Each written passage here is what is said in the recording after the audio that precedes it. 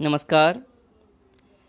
मैं Mayank Bhargava, assistant professor MLT college Saharsa, आपका स्वागत करता हूं। आज हम लोग मिथकीय आलोचना पर विचार करेंगे, जो स्नातकोत्तर हिंदी सेमेस्टर 4 के पत्र 16 का अंश है। हमारे विद्यार्थी मित्रों को पता होगा कि इस विषय पर एक संवाद हम लोग इससे पहले कर चुके हैं। आज का यह संवाद इस विषय पर हुए पिछले संवाद की अगली कड़ी है। पिछली चर्चा में हम लोगों ने यह देखा था कि मिथक शब्द अंग्रेजी के मिथ शब्द से बना है, जिसमें अतर्क व्याख्यान की भावना प्रमुख है और आदिम मनुष्य की चेतना से इसका संबंध है। और इस क्रम में भाषा एवं मिथक के परस्पर संबंधों पर हम लोगों ने चर्चा की थी।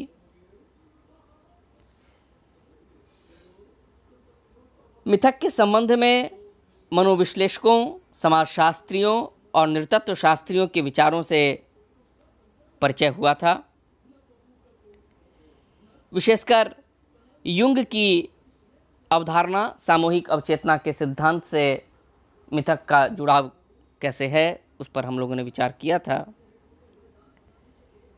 और यह देखा था कि युंग की आर्केटाइपल पद्धति से 3 निष्कर्ष निकलते हैं कि आदिम अनुभूति कलाकार की सृजनशीलता का स्रोत है, यह आदिम अनुभूति गत्यात्मक है और कलाकार उसे रूप देने के लिए विवश है, और इस गत्यात्मक आदिम अनुभूति को रूप देने के लिए कलाकार को पौराणिक बिंब विधान या मिथक की आवश्यकता होती है।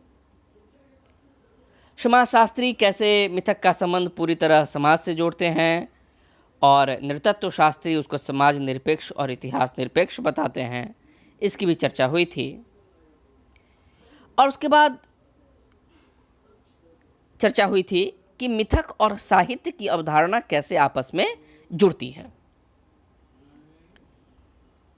यह भी देखा गया था कि इस संबंध में भी विद्वानों के अलग अलग मत हैं। कुछ लोग मिथक और कला को बिल्कुल एक मानते हैं, रिचर्ड चेज जैसे विद्वान, और दूसरी तरफ लैंगर की अवधारणा है, मिसेस लैंगर की, कि वह कहती हैं कि मिथक कला के लिए कच्चा माल है, वह अपने आप में ही कला नहीं है। और उसके बाद बच्चन सिंह जी का वह निष्कर्ष हमने देखा था कि कैसे साहित्यकार साभिप्राय मिथकों का प्रयोग करते हैं। मिथक आदिम मनुष्य का यथार्थ है तो साहित्य सभ्य मनुष्य का यथार्थवाद है, और साहित्यकार जानबूझकर मिथक का प्रयोग करते हैं और इससे उनकी रचना की 2 समस्याएं हल होती हैं। एक तो वह आदिम विश्वासों को नया रूप देकर उन्हें जीवन संघर्षों की ओर मोड़ते हैं, और दूसरे वह संप्रेषण की समस्या हल करते हैं।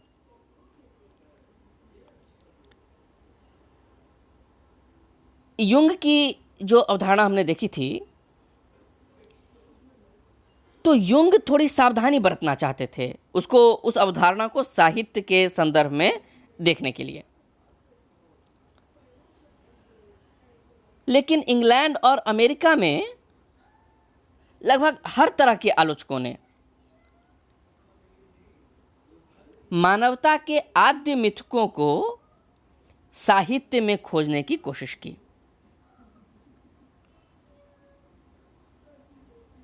जैसे इंग्लैंड और अमेरिका की बात करें तो दिव्य पिता की अवधारणा साहित्य में थी, नरक में गिरना, देवताओं को बलि देना, इन सब को उन्होंने मानवता के आद्य प्रारूपों और आद्य बिंबों की तरह देखा। विशेषकर इंग्लैंड में मॉड बोडकिन का नाम आता है, जिनकी एक किताब ही है कविता में आद्य प्रारूप 1934 में यह किताब आई थी।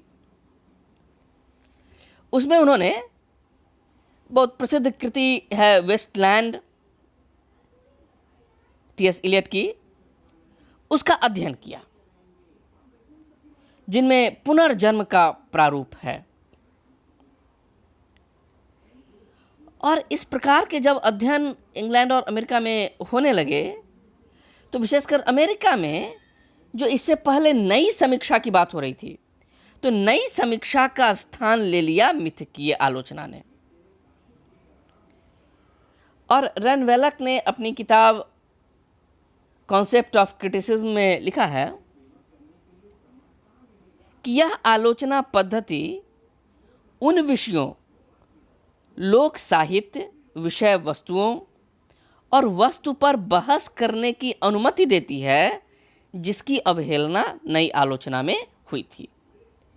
यानी जो इस तरह की चीज़ें छूट रही थी नई समीक्षा में, चूंकि नई समीक्षा पाठ आधारित संरचना पर बल देती थी, तो वहाँ इस तरह की चीज़ें जो छूट रही थीं, मिथकीय आलोचना ने उसको जगह दी और इसलिए मिथकीय आलोचना का प्रचार हुआ। लेकिन रेनवेलक ने ही इसके खतरे भी वहीं पे लिख दिए हैं कि इस पद्धति के खतरे भी स्पष्ट हैं। एक तो इसमें कला और मिथक और कला और धर्म में सीमा रेखा मिट जाती है। कहाँ कला है, कहाँ अनुष्ठान है, ये सब कई बार एक में एक होने लगते हैं। कला और मिथक एक में एक हो जाते हैं।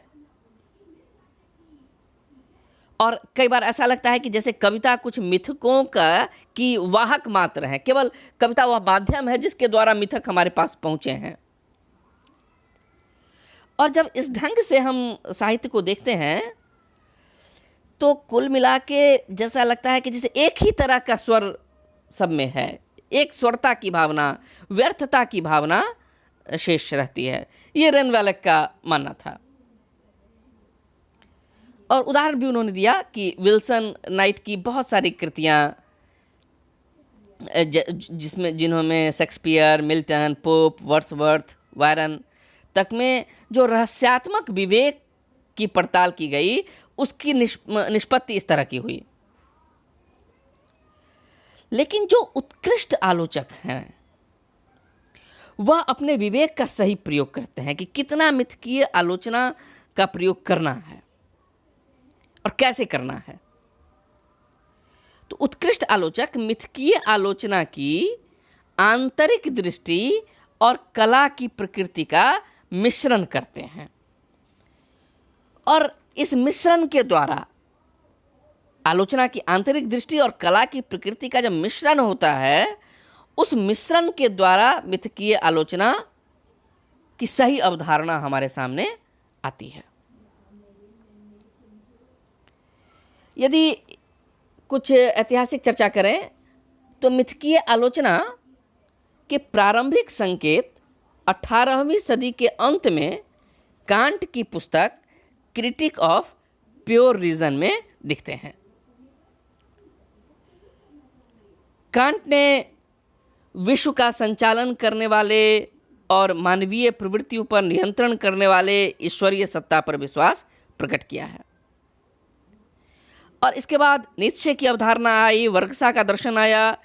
इन सब से मिथकीय समीक्षा प्रभावित हुई। और इसकी मूल स्थापना यह है कि अतीत की स्मृति और संस्कार काल की निरंतरता में कभी नष्ट नहीं होते। समय आगे बढ़ता है, पर ऐसा नहीं कि जब हम काल प्रवाह में आगे बढ़ते हैं तो अतीत से पूरी तरह कट जाते हैं। ऐसा नहीं होता। इससे पहले सामूहिक अवचेतन के सिद्धांत को हमने विस्तार से देखा था, मनोविश्लेषणवादी आलोचना की जब चर्चा कर रहे थे। तो अगर उस चर्चा को भी याद करें, तो अतीत कहीं न कहीं अवचेतन के माध्यम से ही सही, लेकिन हमारे साथ बना रहता है। अतीत की स्मृति, अतीत के संस्कार कलाकार के साथ होते हैं, और एक कलाकार विवश होता है उन आदिम अनुभवों को रूप देने के लिए, और जिसमें उसे पौराणिक बिंब विधान या मिथकों का प्रयोग करना पड़ता है। और जैसा इससे पहले की चर्चा में हम लोगों ने देखा था कि मिथ को मनोविज्ञान ने, नृतत्व शास्त्र ने, समाजशास्त्र ने अपनी अपनी दृष्टि से देखा है। समाजशास्त्र उसको समाज की प्रमुखता देते हुए देखता है, नृतत्व शास्त्र उसको समाज निरपेक्ष और इतिहास निरपेक्ष बताता है, मनोविज्ञान उसे सामूहिक अवचेतना के रूप में देखता है, आर्केटाइपल पद्धति के रूप में, और भाषा विज्ञान की दृष्टि से भी इसका पर्याप्त विवेचन विश्लेषण हुआ है कि कैसे पहले भाषा का विकास हुआ, कि पहले मिथक का विकास हुआ, दोनों एक दूसरे से कैसे प्रभावित हैं। कैसलर के सिद्धांत की थोड़ी चर्चा हम लोगों ने की थी। तो इस प्रकार मिथकीय आलोचना को मनोविज्ञान, भाषा विज्ञान, समाजशास्त्र और नृतत्व शास्त्र सब ने प्रभावित किया। फ्रायड के स्वप्न सिद्धांत का इस पर प्रभाव पड़ा, युंग के आद्य बिंब सिद्धांत का इस पर प्रभाव पड़ा। नृतत्व शास्त्री एक हुए हैं सर जेम्स फ्रेजर, उनकी कल्पना थी कि उन्होंने विश्व मानव की कल्पना की, और विश्व मानव की कल्पना करते हुए उन्होंने आदि मानव के अनुष्ठानों और प्रथाओं का गहराई से विवेचन किया है। विधिवत रूप से मिथकीय आलोचना की शुरुआत 20वीं सदी के आरंभ में दिखाई देती है, और इस क्रम में गिलबर्ट मरे की पुस्तक जो 1907 में आई थी, the rise of the Greek epic, Jain Harrison की पुस्तक टेमिस 1912 में आई, कार्नफर्ड की पुस्तक the origin of epic comedy, cook की पुस्तक ज्यूस 1914 में आई। ये सब पुस्तकें इस क्रम में बहुत उल्लेखनीय हैं, और इन पुस्तकों में यूनानी साहित्य का विश्लेषण उसकी पृष्ठभूमि में निहित धार्मिक अनुष्ठानों की प्रेरणा के आधार पर किया गया है। और खासकर इसमें गिलबर्ट मरे का शेक्सपियर व्याख्यान बहुत प्रसिद्ध है, जिसमें शेक्सपियर के नाटक हैमलेट और ओरेस्टीज का मिथकीय दृष्टि से विवेचन किया गया। मिथकीय आलोचना का जो व्यावहारिक स्वरूप है, जो मिथकीय आलोचना हिंदी में और अंग्रेजी में हुई, या कहें कि अंग्रेजी के माध्यम से हम लोगों तक पहुंची, उन सब पर अगर विचार करें तो मिथकीय आलोचना की कुछ विशेषताएं हमारे सामने स्पष्ट होती हैं। इसकी पहली विशेषता है कि मिथकीय आलोचना साहित्य को जीवन से अभिन्न रूप के साथ संपर्क करके देखती है। यह मानव प्रवृत्तियों को आधार बनाकर रचना की कलात्मकता का उद्घाटन करती है। यानी मिथकीय आलोचना अपने आप में किसी साहित्यिक या दार्शनिक वाद से प्रभावित नहीं है। यह आलोचना साहित्य और जीवन का संपर्क स्थापित करती है, और इसका उद्देश्य मानव प्रवृत्तियों को आधार बनाकर रचना की कलात्मकता का उद्घाटन करना है। प्रोफेसर नगेंद्र ने इस संबंध में लिखा है कि मिथकीय आलोचना ही सचमुच आधुनिक आलोचना का शुद्ध और मौलिक रूप है। उनके शब्दों में मिथक का संबंध साहित्य के अंतरंग स्वरूप से है, बहिरंग से नहीं। यानी मिथक साहित्य की आंतरिक कलात्मकता का उद्घाटन करते हैं, उसको किसी बाहरी दृष्टि से, आरोपित दृष्टि से नहीं देखते। अर्थात उसकी सृजनात्मक संकल्पना से है। जब मिथकीय आलोचना के द्वारा हम रचना का विश्लेषण करते हैं तो रचना की आंतरिक सृजनात्मक संकल्पना को उद्घाटित करते हैं। बाहर से जो लिए गए विचार हैं या सिद्धांत हैं उस पर हम ध्यान नहीं देते। इसलिए प्रोफेसर नगेंद्र ने मिथकीय आलोचना को आलोचना का शुद्ध रूप माना और कहा कि मिथकीय आलोचना साहित्य के शुद्ध रूप का अंतरंग विश्लेषण करती है, किसी विचारधारा के आलोक में बहिरंग विवेचन नहीं करती। यानी बाहरी दृष्टि से, बाहरी विचारधारा के आलोक में रचना को नहीं देखते, बल्कि रचना की अपनी कलात्मक संरचना का उद्घाटन इसमें किया जाता है। और फिर एक विशेषता इसकी कि यह मनोविज्ञान, दर्शन, नृविज्ञान, भाषा विज्ञान आदि के साथ साहित्य को संबद्ध करके देखती है।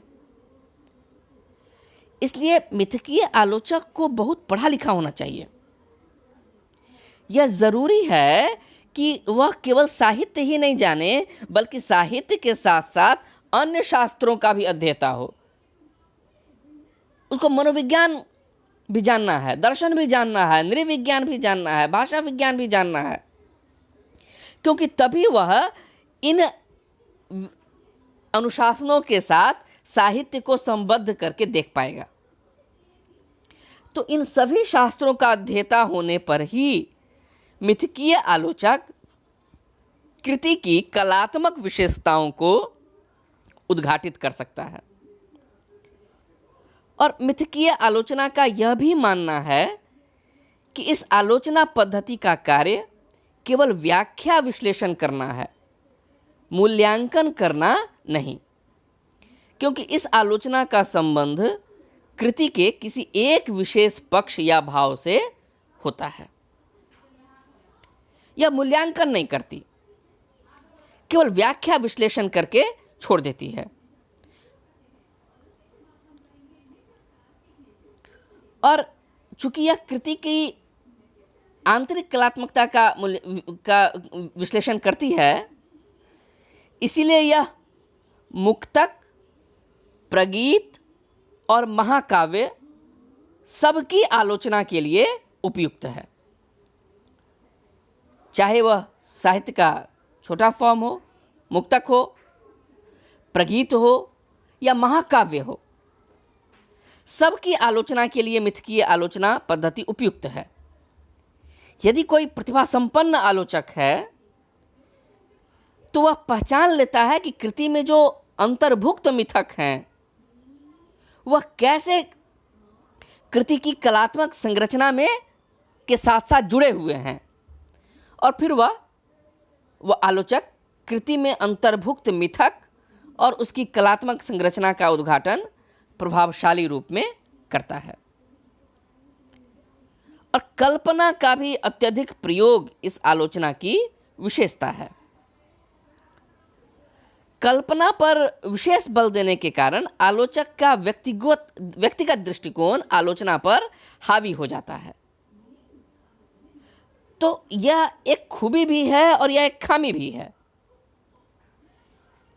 कल्पना का बहुत प्रयोग करने का अवकाश तो है इसमें, पर होता क्या है कि हर आलोचक अपनी अपनी कल्पना का उपयोग करता है और इससे एक व्यक्तिगत दृष्टिकोण आलोचना पर हावी हो जाता है, और जिससे हम एक ही निष्कर्ष पर नहीं पहुंचते, मत विभिन्नता को स्थान मिलता है। और साहित्य के मूल में सन्निहित अद्भुत तत्वों का उद्घाटन भी इस पद्धति की प्रमुख विशेषता है। यह समीक्षा पद्धति आधुनिकता के संदर्भ में मिथकों का विश्लेषण करती हुई आज के मानव के साथ उसे सार्थक रूप में जोड़ने का प्रयास करती है। यह बहुत महत्वपूर्ण विशेषता है, क्योंकि आदिम मनोभावों को लेकर मिथक आते हैं, लेकिन उसकी विशेषता तब है जब वह समकालीन चिंतन के संदर्भ में देखी जाए। तो आधुनिकता के संदर्भ में जब मिथकों का विश्लेषण होता है और आज के मानव के साथ उस आद्य बिंब को जोड़कर देखा जाता है, यही मिथकीय आलोचना की सार्थकता होती है कि कैसे रचना को वह इस रूप में प्रस्तुत कर सकती है। एक तरफ वह भावना है जो अतीत से जोड़ती है, आदिम मनुष्य के आद्य बिंबों को ले आती है, और दूसरी तरफ वह आलोचना दृष्टि रचना में अंतर्भुक्त इन मिथकों को आज के अनुरूप जोड़कर देखती है और इस प्रकार रचना की सार्थकता को भी अभिव्यक्त करती है। इन विशेषताओं के आधार पर बहुत सारे आलोचकों ने रचना को विश्लेषित करने का प्रयत्न किया है, जिनके कुछ उदाहरण हम लोग देखेंगे। कैसे हिंदी में मिथकीय आलोचना का उपयोग हुआ, इसकी चर्चा हम लोग अगले संवाद में करेंगे। आज हम लोगों ने मिथकीय आलोचना की विशेषताओं को समझा। आशा है आज का यह संवाद आपको अच्छा लगा होगा। आपके सहयोग के लिए, आपके साथ बने रहने के लिए बहुत बहुत धन्यवाद, आभार। अगले संवाद में हम लोग इस मिथकीय आलोचना की चर्चा पुनः करेंगे, जो मेरा ख्याल है कि इस विषय से संबद्ध अंतिम संवाद होगा। पुनः आपके साथ के लिए धन्यवाद, आभार।